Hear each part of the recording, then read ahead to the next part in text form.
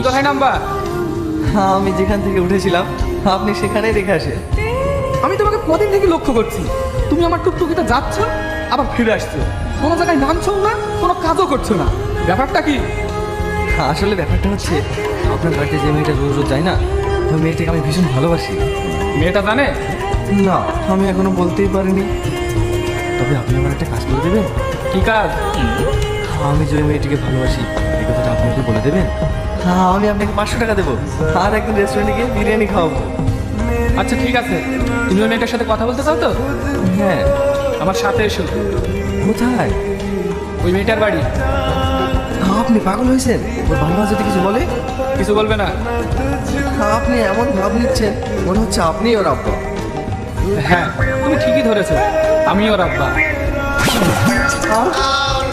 আমি বাড়ি যাবো। কেন? যেটা বলতে এসেছিলে সেটা বলবে না? আসো।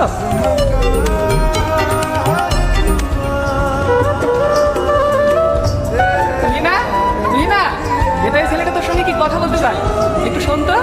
হ্যাঁ আসছি। ঠিক আছে, তোমরা কথা বলো, আমি আসছি। হ্যাঁ, কি বলতে চান বলুন। কিন্তু যে বলবো সেটাও ভাবছি। কি হলো, কি বলতে চান বলুন। আমি আপনাকে ভালোবাসি, আপনাকে আমি বিয়ে করতে চাই। আপনি আমাকে বিয়ে করবেন? হাসালেন আপনি। কি হলো হাসছেন যে? আপনাকে হাসার মতো আমি কি এমন বললাম? আপনি আমাকে চেনেন? না। আমার সম্পর্কে আপনি কিছু জানেন? না। আমার সম্পর্কে আপনি জানলে আমাকে আর আপনি বিয়ে করতেই চাইবেন না। মানে আপনার জীবনে কি এমন হয়েছে যেটা জানার পর আমি আপনাকে বিয়ে করতেই চাইবো না? ওটা আপনাকে শুনতে হবে না, আর যেটা হবে না সেটা শুনে লাভ নেই। আপনি এখন আসতে পারেন। প্লিজ বলুন না, আমি জানতে চাই। জানতে চান?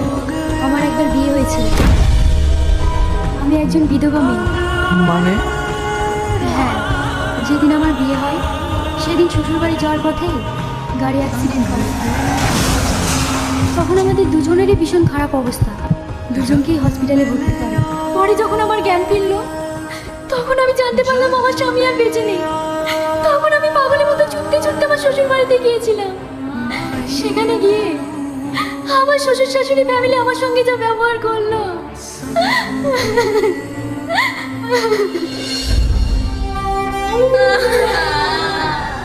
আমার কি হলো গো?